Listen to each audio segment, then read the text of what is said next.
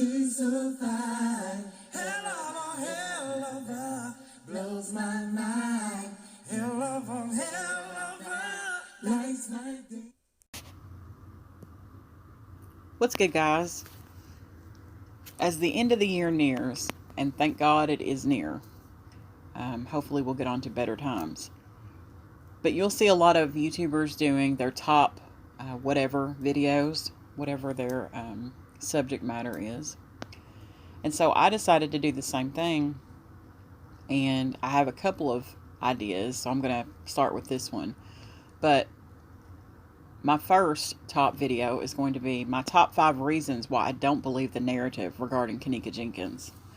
And that narrative being that Kenneka became intoxicated at the party at the Crowne Plaza, Chicago O'Hare in Rosemont, Illinois, and stumbled her way down the stairs, or up the stairs rather, and into the kitchen area where she went into the freezer unknowingly and simply froze to death. Number one, I'm smarter than that. So I'm just going to pick, I picked 5 things that just stand out to me and is the reason why I cannot leave this case alone and won't leave this case alone. And they're in no particular order, but I'm just going to go ahead and start. And it's my first reason is the autopsy results. And it's not necessarily that that's one of the reasons why I don't believe it, but it's fishy to me. And not only is it fishy, but to me, it's inconclusive. And I'll explain that to you. But let's start with the party officially kicked off on September the 8th, 2017. It went on into the 9th. And then at approximately 3:30-ish, depending on what story you believe, is when we see Kenneka in the kitchen area. She wasn't found until the early morning of the 10th, okay? Which is minty hours later. And her autopsy was not performed by the Cook County Medical Examiner's office until 10 a.m. on the morning of September the 10th. All right. This is a copy of that autopsy report. I had it saved as a document. I screenshotted it just so I can maneuver around the page like I need to. So we see here, date examined September the 10th, 2017 at 10 o'clock a.m. by Kirsten E. Howell. Supervising medical examiner, Kristen Escobar Alvarenga, MD. All right. Report of post-mortem examination. I'm on to page 5. It says specimens submitted. Number 1, a DNA bloodstain card is retained. Number 2, samples of vitreous fluid, contral blood, peripheral blood, bile, and urine are submitted to the toxicology laboratory for analysis. Number 3, sections of various organs are submitted for microscopic analysis. And number 4, sections of organs are retained. All right. Now, attached to that autopsy is the NMS Labs corrected report, which was issued on 9/27/17 to the Cook County Medical Examiner's office, Dr. Imad Zakaria, and it shows the positive findings. So it shows ethanol, it shows the blood alcohol concentration level, caffeine, and topiramate. All right. It says testing requested. They had requested the GHA, which is the gamma hydroxybutyric acid screen. All right. Now, my problem with this is this. It does not show GHA in her system. It simply shows the reported limit. The limit that shows up, if you have that amount in your system, that's what will show up. It has to be something greater than that amount, all right? But my problem with that is this. Now, this is taken from the American Forensics website. And the question asked, how soon after death should an autopsy be performed? The autopsy should be performed as soon as possible after death to prevent the changes of decomposition from interfering with the examination results. When the deceased is properly cooled, a brief delay of several days generally will not interfere with the autopsy results. This last part is what's important. The results of some specialized tests may be affected by a delay in the autopsy examination. Now, this information is taken from the American Addiction Centers in regards to GHB.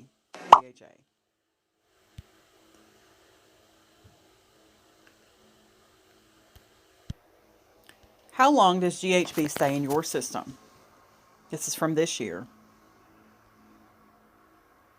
GHB, or gamma hydroxybutyrate, is a central nervous system depressant drug that is often used at parties or in clubs. Comes in the form of a colorless liquid or white powder and is ingested orally. Known as a date rape drug, GHB is often dissolved in alcoholic drinks and given to people without them knowing. People intentionally take GHB as well in search of a euphoric high that is also marked by calmness. People have also reported feeling an increased sex drive while on GHB. As a date rape drug, GHB sedates victims to a point where they are not able to resist sexual assault. Additionally, they may not be able to remember the events that occurred. Alright, let's go down a little bit further.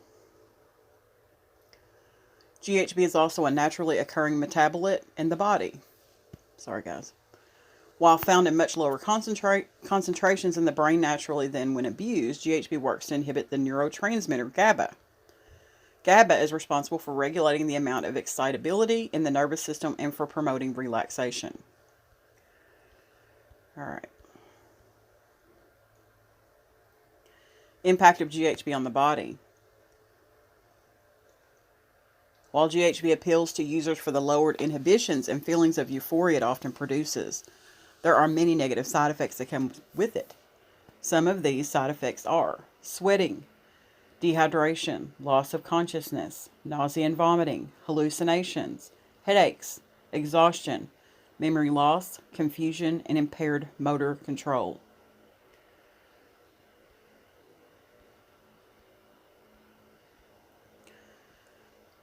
Duration of effects. Typically felt within 10 minutes of ingestion and lasts for up to 7 hours.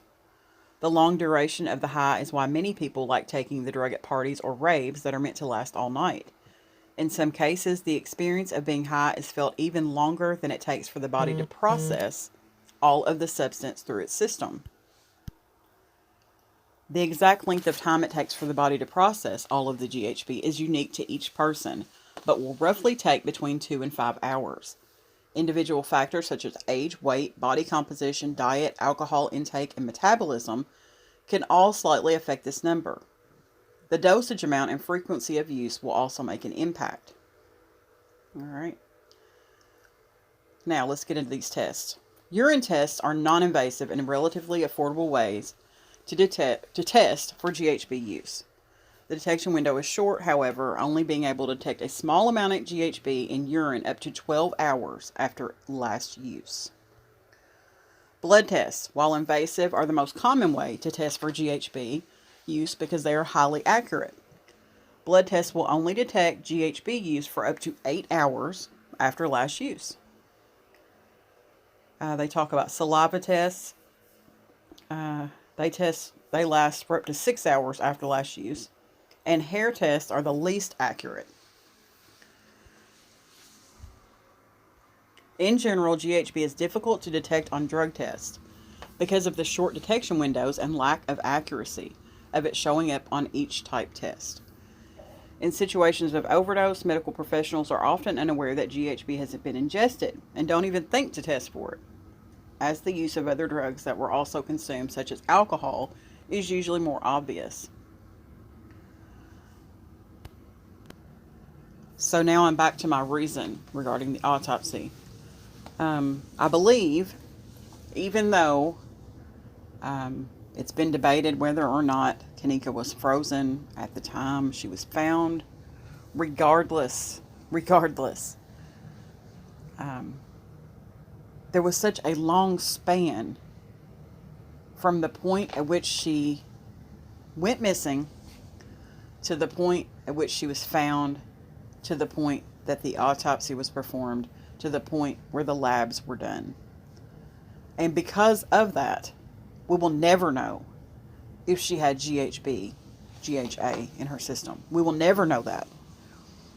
I believe her body metabolized that well before she was even found, if she had it in her system. And I go back to that because when we see Kenneka on the footage, that is not the normal gait of anyone who's drunk. Anyone who's drunk. That, to me, in my very humble opinion, is someone who has been drugged. That is just not normal gait for someone who is intoxicated. So, with that being said, that is my number one reason why I do not buy the narrative laid out by the Rosemont Police Department. So, I'm going to end this video here, and I'm going to move on to my next reason in the next video. So, thanks for watching. I greatly appreciate it. You guys have a good day.